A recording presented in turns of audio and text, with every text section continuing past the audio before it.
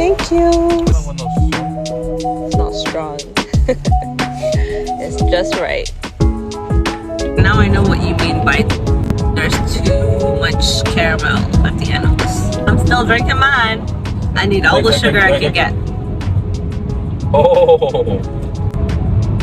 I think we went to sleep at I went to sleep at 11 and we were up by 4:30.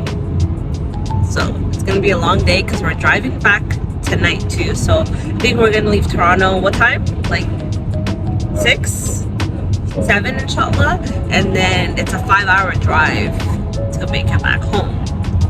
So it's gonna be a long day for us.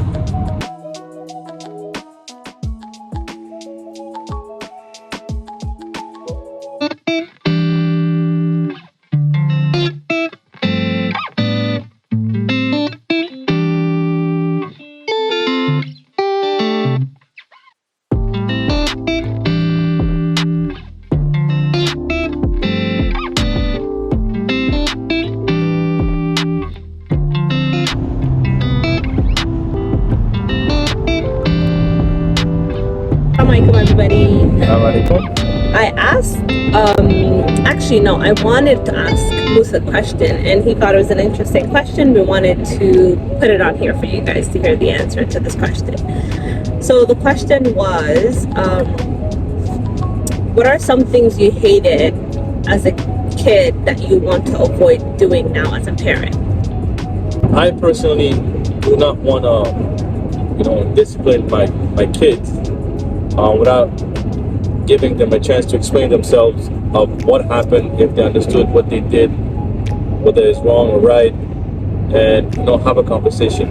When I was younger, majority of my friends or people in my community, they discipline first and then discussion and talk about it after. Yeah. And sometimes it's not even a discussion, it's just you have to listen and just take the take the L. The L, you know what I mean? So this is something I definitely do not want my kids to see.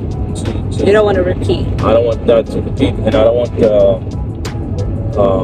that situation to be something, like when we used to pray to go to the mosque, my parents didn't tell us much about religion. They just the basic stuff. Go to the mosque, go to the Jum'ah, pray, come back home. Don't go out late. Come back early. There's not. I guess what you're saying is there was no, you weren't taught why this was important. Correct. You were just told to do it. It was just because it is important, but you never understood the why it's important. A lot of people just like, don't do this, haram. But what's the background? What's the story behind that? Why is it haram? People don't just take the haram and just run with it. Yeah. That was before the whole generation. But the new generation, they need to understand a lot of the stuff. Nowadays, we see a lot more stuff. It's in front of you. The kids don't get it. Yeah. We need to provide, explanation. We need to help give them knowledge. understand. We need to give the knowledge and then kind of be there to help guide them. I think also what happened growing up, there was a mixture of culture and deen for us. So that's where a lot of the miscommunication and I think the misconception of things came until we got old enough to kind of learn about the deen ourselves. But so that's what you want to avoid. 100%. Okay. For me, it's more of, I think, emotion for me. It's more of like being understanding that kids will go through different stages and each stage will bring a different obstacle in a sense. So their brain development kind of, I do a lot of research trying to read each stage that my kids are at, trying to see what they're going through right now, their brain development, kind of understand that so I know how to be their best for them. So be there, I guess, to understand, to listen, always keep a poker face. As much as I want to react on certain things, especially from my teenage daughter, a lot of the things I want to it takes me back. I just have to keep a straight face and let her know that she can always come and talk to me regardless what it is. So for me, it's having an open dialogue with my kids and letting them know that you will go through different emotions, but we as parents are there to guide you and help you make sense of them. You know what I mean? Does that make sense? Okay. So the second question, I think we'll only have time for 2 questions because I'm gonna get dropped off at my friend's place, and then he has to be at work actually in the next 30 minutes. So the second question I asked you was, I think this is a question for you specifically. What's your favorite part about being a father and about being a husband? I mean, when you become a man, and for me anyway, I felt something was missing, and you know,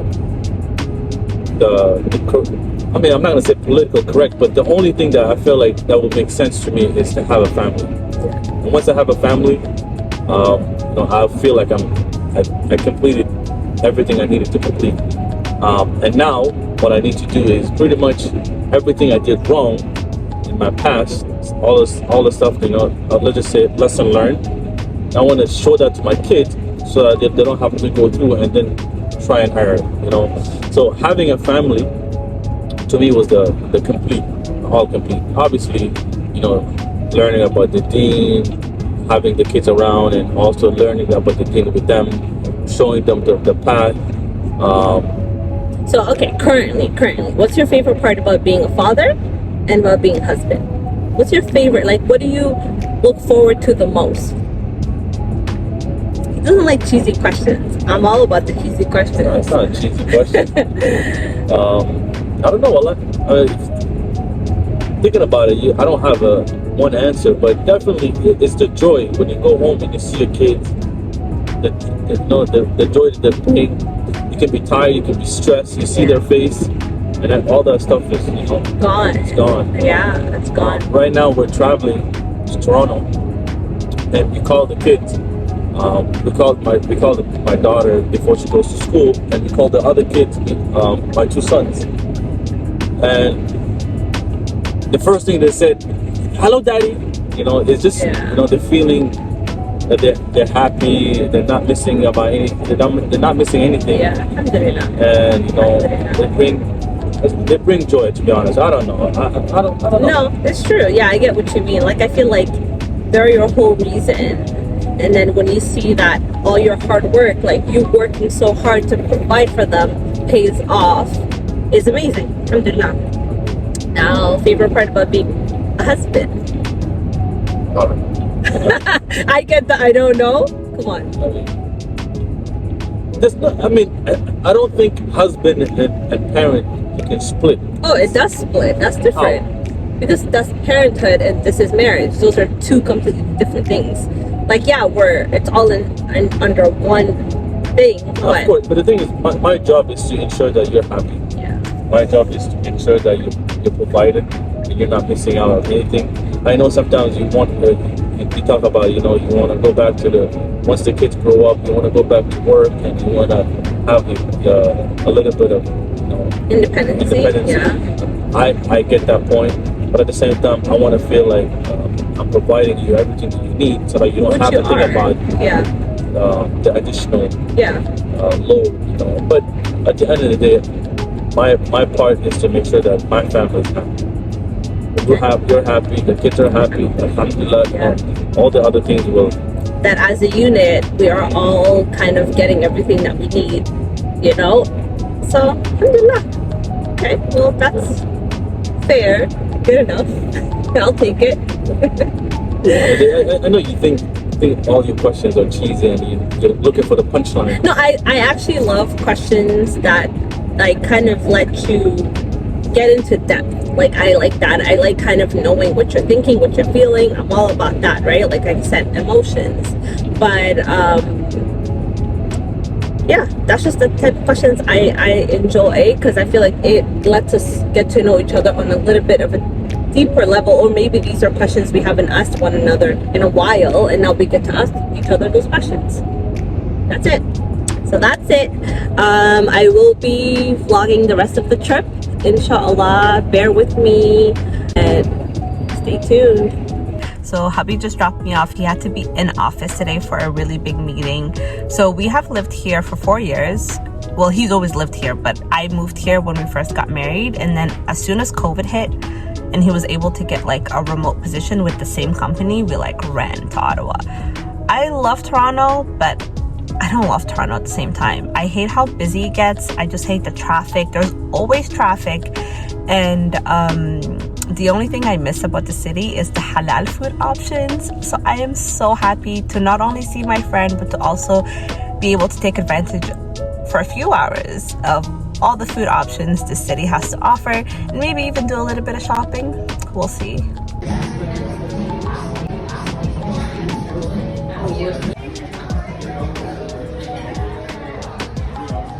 I would say that Insomnia is the best brunch place I've ever been to. It's in Toronto. It's like downtown Toronto, but I am obsessed with this place. I can't get enough, and I'm so excited to eat. So it's currently 4:48. I have only done 2 things so far. I met up with my friend around 10 and we went to brunch, and then now we just did another errand. We spend most of that time stuck in traffic. There's so much traffic in the city. Wallahi, I did not miss it at all. I'm excited to go back to my quiet Ottawa. But hubby is done work. He's actually on his way to pick me up, and we're probably gonna either visit some of his family that lives here, or we're gonna grab a bite to eat and then head back to Ottawa.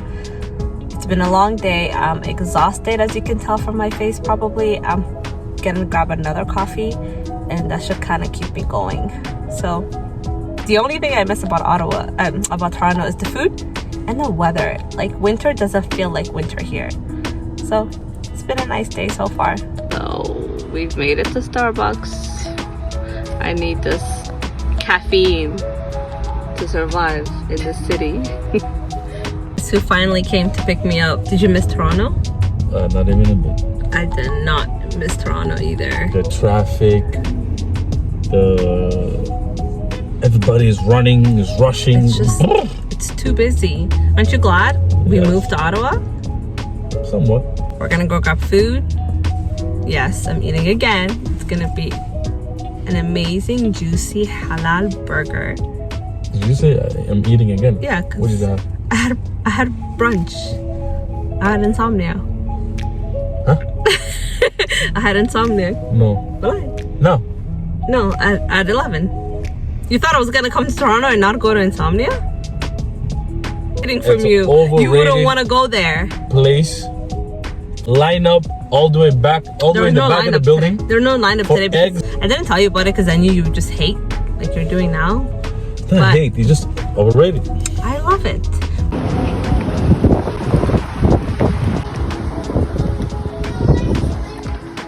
So my phone died, but I did want to show you guys the burger before we ate it, but that ship has sailed.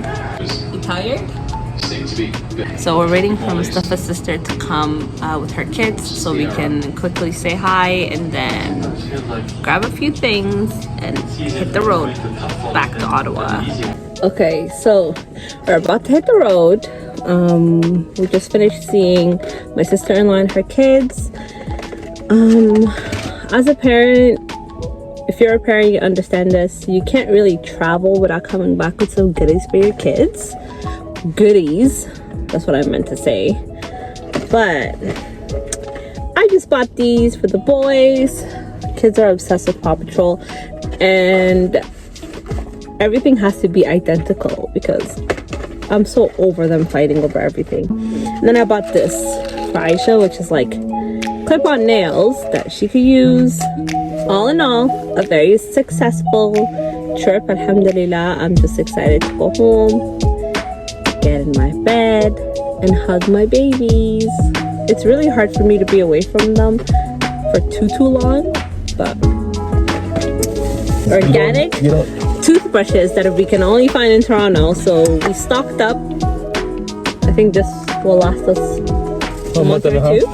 A month or two, but we love these. We prefer these to the Colgate ones, so we're gonna hit the road, guys. You gotta avoid Colgate. We try. Is that me? Okay, well, There's gonna be a Starbucks stop soon. So see you then.